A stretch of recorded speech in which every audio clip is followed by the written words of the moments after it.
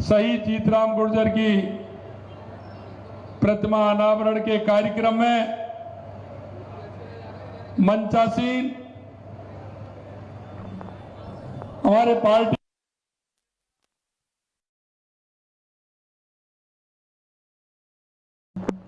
और जिनको भी आपने सुना, ऐसे हमारे राजस्थान सरकार में ऊर्जा मंत्री भाई हीरालाल जी नागर साहब, हमारे कैबिनेट में गृह राज्य मंत्री, आपके अपने लाडले जो हमेशा नगर विधानसभा की चिंता करते हैं, ऐसे भाई जवाहर सिंह जी मैडम साहब,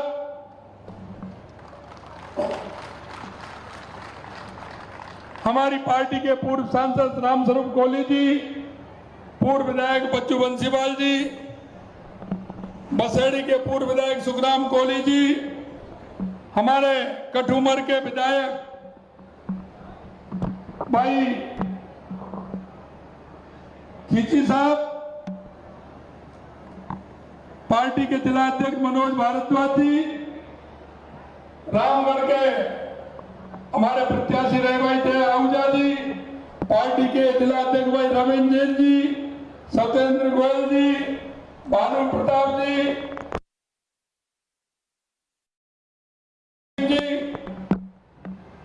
शहीद के पिता श्री राधे श्याम जी, शहीद की माता जी श्री गोपा देवी जी, शहीद की वीरांगना श्रीमती सुंदरी देवी और इस कार्यक्रम में आए सभी मेरे पूजायोग बुजुर्गों, नौजवान दोस्तों और इतनी बड़ी संख्या में आई मेरी माता बहनों, सबसे पहले तो मैं आप सभी का वंदन करता हूं, आप सभी का अभिनंदन करता हूं, आप सभी को मैं नमन करता हूं।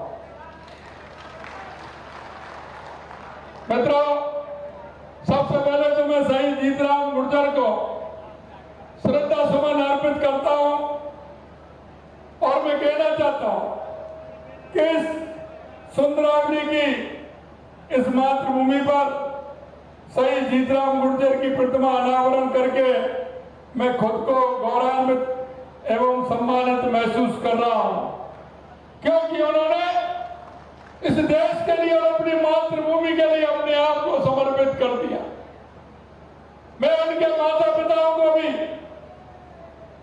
प्रणाम करता हूं जिन्होंने शहीद जीतराम जैसे एक ऐसे सपूत को जन्म दिया जो मां की पलवेदी पर उसने अपने आप को न्यौछावर कर दिया। मित्रों, मैं यहाँ उपस्थित सभी माता बहनों, किसान भाइयों और अन्य सभी सज्जनों को प्रणाम करता हूं।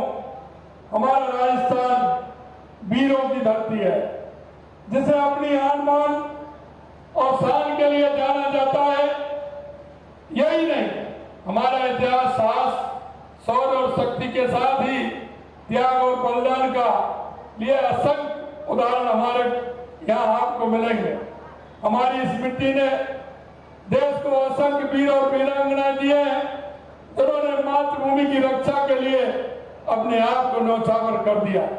मैं इस वीर प्रसूता भूमि के सभी अमर शहीदों को श्रद्धांजलि अर्पित करता हूं, जिन्होंने देश की रक्षा और देश की एकता और अखंडता के लिए अपने आप को उत्सर्ग कर दिया। अमर शहीद श्री जीतराम गुर्जर भी उन वीर शहीदों में से एक है। साथियों, 14 फरवरी 2019 को पुलवामा में सीआरपीएफ के काफिले पर आतंकी हमले में हमारे देश के 40 जाबाज शहीद हुए थे। उन 40 जाबाजों में से एक हमारा जीतराम गुर्जर भी थे। वह दिन आज भी हम याद करते हैं तो आंखों को नम कर देता है। मुझे उस दिन का भी दिन याद है, क्योंकि उस दिन भी मैं आया था। मैंने जिस तरह से देखा हमारे उस वीर सपूत के लिए हमारे क्षेत्र के और हमारे इस तहसील के जिले के लोगों ने जिस तरह से उन्हें आंखों नम की और उन्होंने अपने आप को एक उस धारा में पिरोने का काम किया जो मातृभूमि के लिए अपने आप को न्यौछावर कर दिया। हमारे प्रधानमंत्री श्री नरेंद्र मोदी जी ने हमले के बाद देशवासियों से वादा किया था कि देशवासियों के आंसुओं का निश्चित रूप से बदला लेंगे, और प्रधानमंत्री जी ने इस वादे को पूरा भी किया।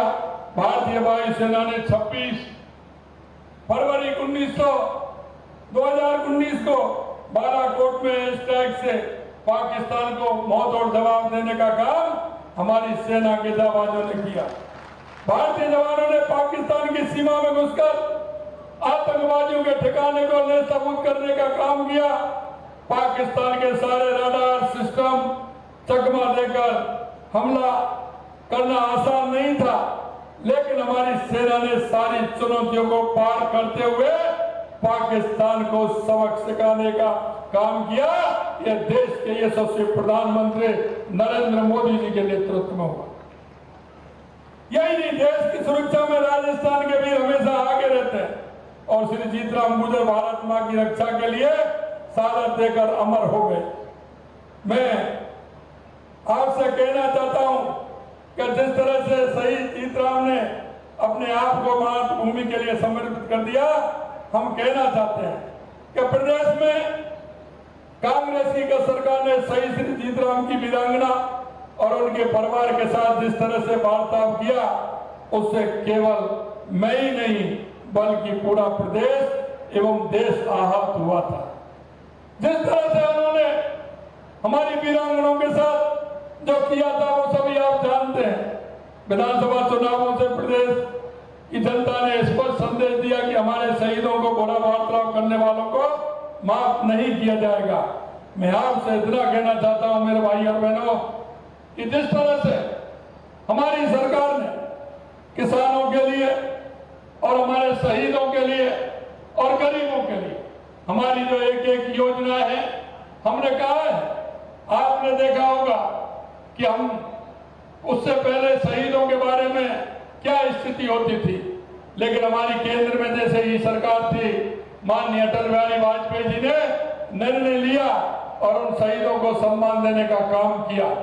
यही नहीं, हमारे देश के यशस्वी प्रधानमंत्री नरेंद्र मोदी जी ने भी उसको आगे बढ़ाते हुए उनको पैकेज देने का भी काम किया और उनको सम्मान देने का भी काम किया, क्योंकि उन जाबाजों ने देश की खातिर अपने आप को न्यौछावर किया है। मैं आपसे यही कहना चाहता हूं, हमें उनके नाम पर चाहे अस्पताल हो, विद्यालय हो, शहर का नाम हो, कोई भी संस्था हो, हमने कहा कि हमारे शहीदों के नाम उन संस्थाओं को हम करेंगे। यहाँ अभी जवान जी बता रहे थे शहीद जीतराम के नाम से हुआ है, लेकिन उन्होंने जो स्पष्टीकरण दिया है उसको भी सुधार करके उस शहीद के नाम करेंगे, ये मैं आपको विश्वास दिलाता हूं। मित्रों, हमारे धर्म ग्रंथों में मातृभूमि की सेवा का सबसे बड़ा धर्म माना है। हमारे लिए जननी और जन्मभूमि स्वर्ग से भी बढ़कर होती है। मैं आपको भरोसा दिलाता हूं कि हमारी सरकार शहीद परिवार को हर संभव मदद भी करेगी। आज आपको 132 केवी ग्रिड सब स्टेशन सीकरी की सौगात देते हुए मुझे हर्ष हो रहा है।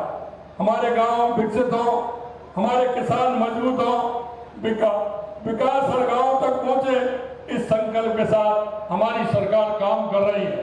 और मैं आपको कहना चाहता हूं, हमारी सरकार को पिछले दिन आपने देखा होगा 90 दिन काम करने का मौका मिला था, आचार संहिता लग गई, लेकिन 90 दिन में हमने जितना काम किया वो आपके सामने है। और अब हम भी आपसे कहना चाहते हैं, यह वर्ष हमारा पानी और बिजली के लिए है। हमने कहा है, चाहे हमारी ERCP की योजना हो या हमारी यमुना जल की योजना हो या हमारा इंदिरा गांधी नहर से हमारा बाकी पानी आने वाला हो, उसको भी हम लेकर के आएंगे, या हमारी नर्मदा की स्कीम हो या माई डैम की स्कीम हो या हमारा माई डैम के माध्यम से हमारे जाल और सिरोही जैसे ऐसे क्षेत्र जहां पानी की आवश्यकता है उनको भी करने का काम हमारी सरकार करेगी। मैं आपको यही विश्वास दिलाना चाहता हूं, किसानों के लिए लोग वादा करते हैं, लेकिन हमें किसानों के हित की बात करते हैं। और हमने जो एक बात हमारे संकल्प पत्र में की है, हम उसको भी पूरा करेंगे।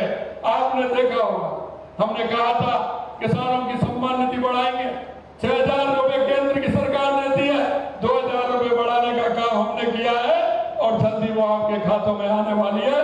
यह मैं आपके बीच में कहना चाहता हूं। और मैं आपसे यह भी कहना चाहता हूं, हमारी केंद्र की सरकार आई, पहले दिन हमारे देश के यशस्वी प्रधानमंत्री नरेंद्र मोदी जी ने अगर पहला काम किया तो एक काम किया कि किसानों को 17वीं किस्त डालने का पहला हस्ताक्षर उन्होंने आते ही पद संभालते ही किसानों के लिए घोषणा की, किसानों के उस हस्ताक्षर किए जिससे 17 करोड़ किसानों को उनकी किसान सम्मान निधि पहुंचे।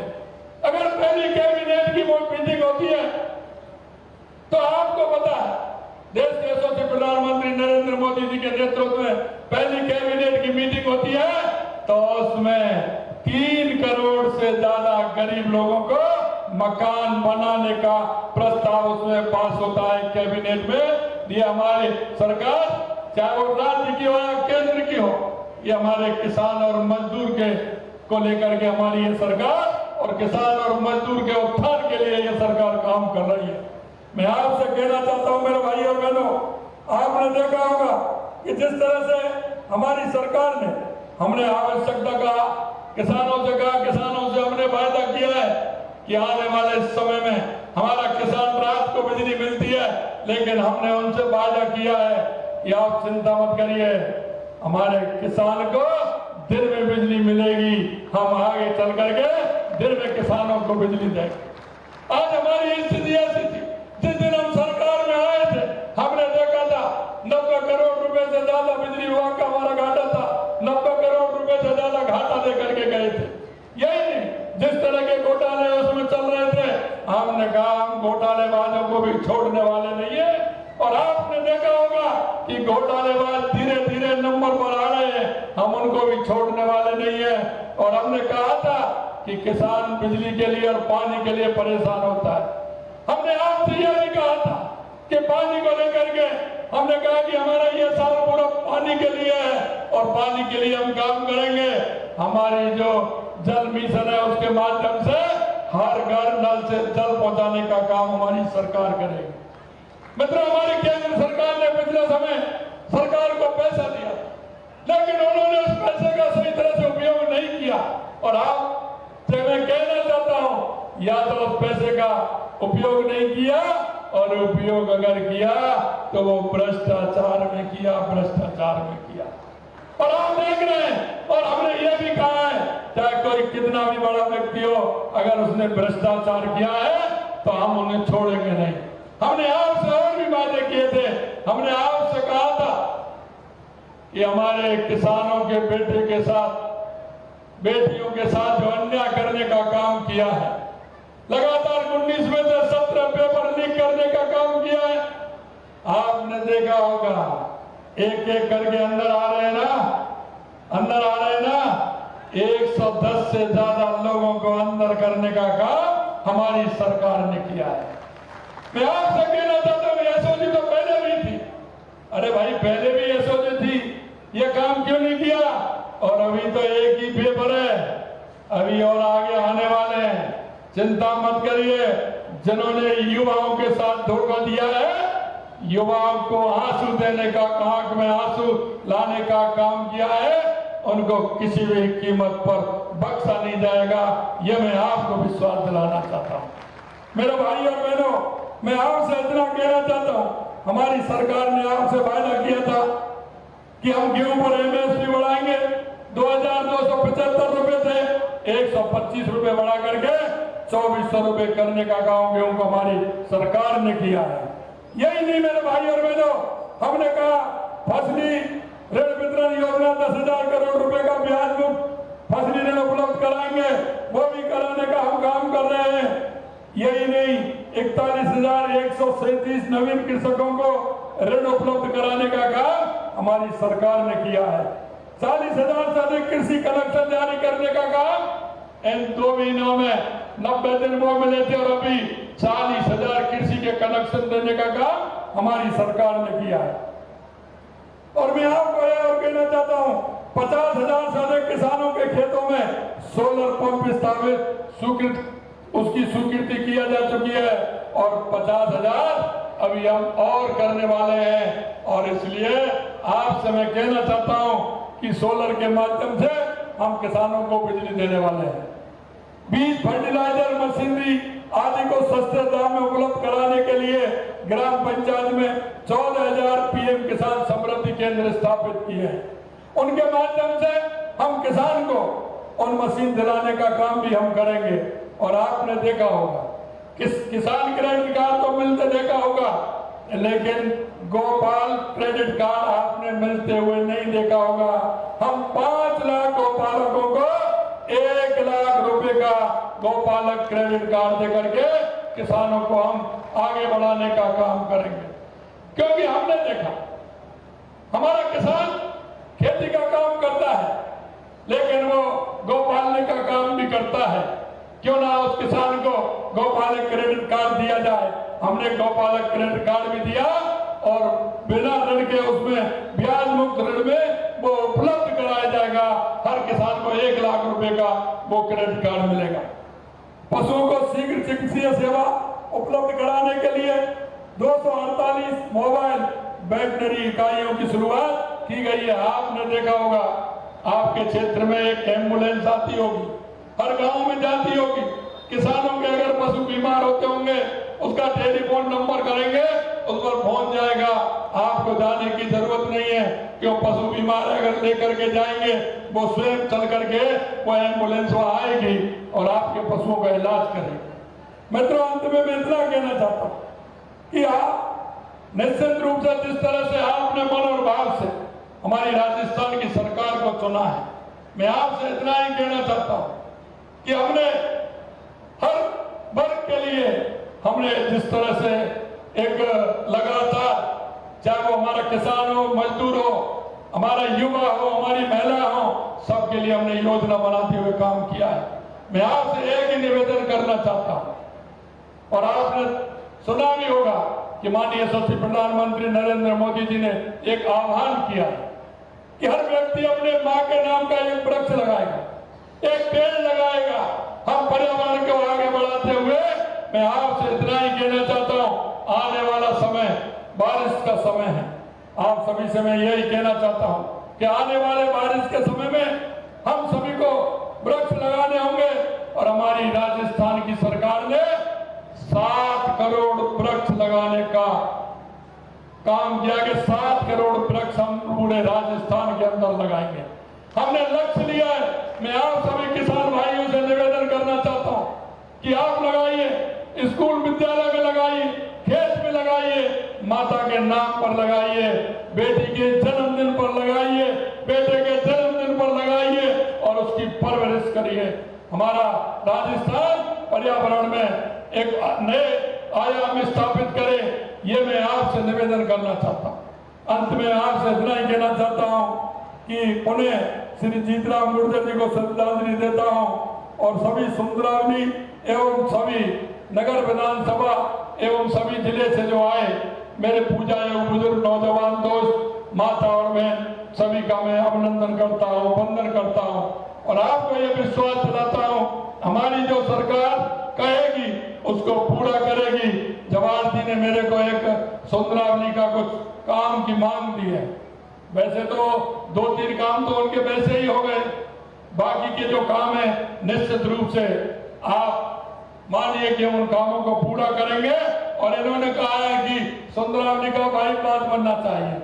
अरे सुंदरावली के और पास से तो एक बड़ा हाईवे भी निकलने वाला है, एक बड़ा हाईवे भी निकलने वाला है। मैं उनसे पूछ रहा था जब हाईवे निकल जाएगा तो बाईपास कहाँ रह जाएगा?